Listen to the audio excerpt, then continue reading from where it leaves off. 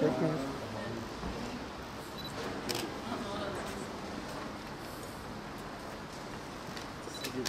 Geçmiş olsun.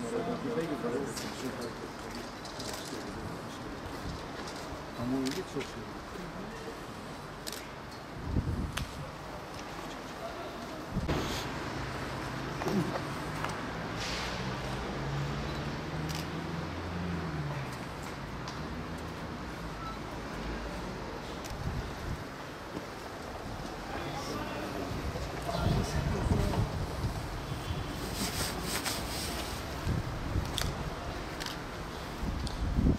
Yapalım. Evet, Güney'in zaten eve gelişleri bir kabus. Yani ben sandım birileri cinnet geçirmiş, eve saldırmış. Çocuklarım her biri bir odada ders çalışıyordu. Yani çok kötü bir durumdu. Tabii ben onlara açıkladım, yani böyle yapmanız çok saçma. Yani biliyorsunuz ben buradayım, neden böyle yaptınız? İşte biz bilmiyoruz neyle karşılaşacağımızı filan. Zaten içerisi dehşet bir şey. Yani yatılacak yer yok. Çok kötü bir durum. Çok samimiyetsiz. Sonradan adliyede de çok samimiyetsiz davranışlar vardı. Yani onlara anlattım, yani benim mağdur olduğumu. Yani bana ceza verenin aslında şu anda içeride olduğunu. Ya bir kağıda bağlı olarak beni bu kadar mağdur ettiğini söyledim. Onlar da işte biraz alay aldılar, biraz şey yaptılar. Yani yıllar önce de evimize gelindi, böyle gelinmedi. Yani çok kötü bir durumdu.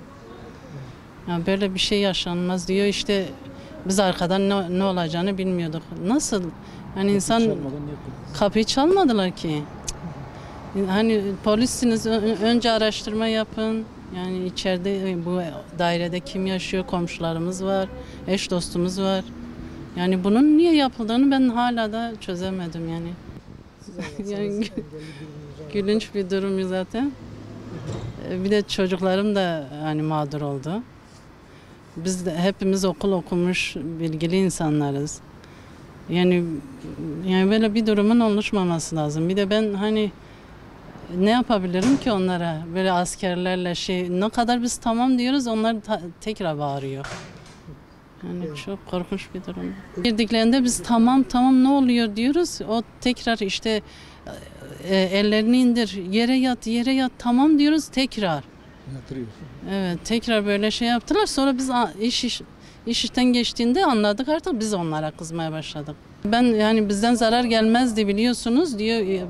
Yok diyor, biz daha geçen hafta birini şehit verdik. Dedim biz de şehit verdik. Yani biz de binlerce şehitler verdik yani. Bu birini mağdur etmenin şeyi mi yani?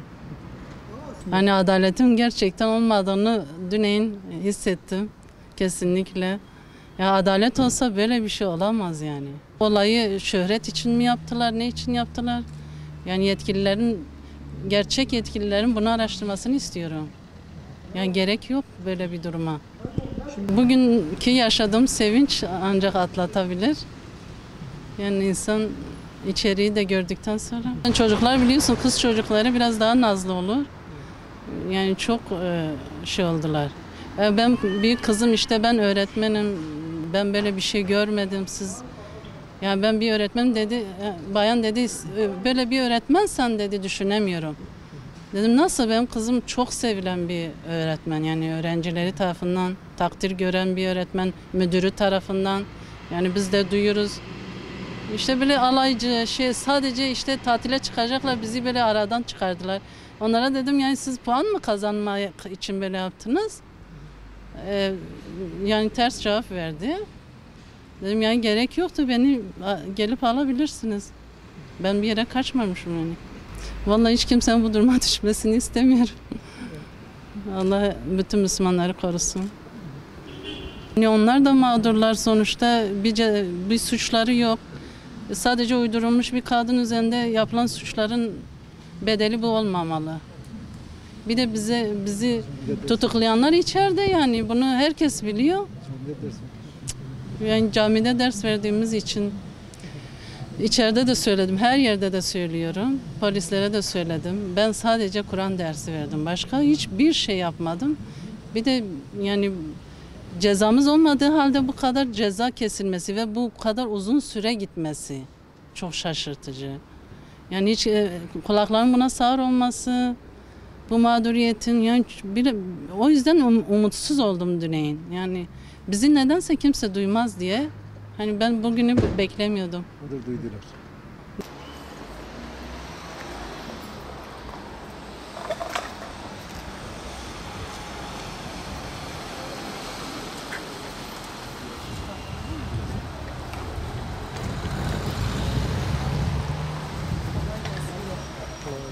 Araca binerken olur.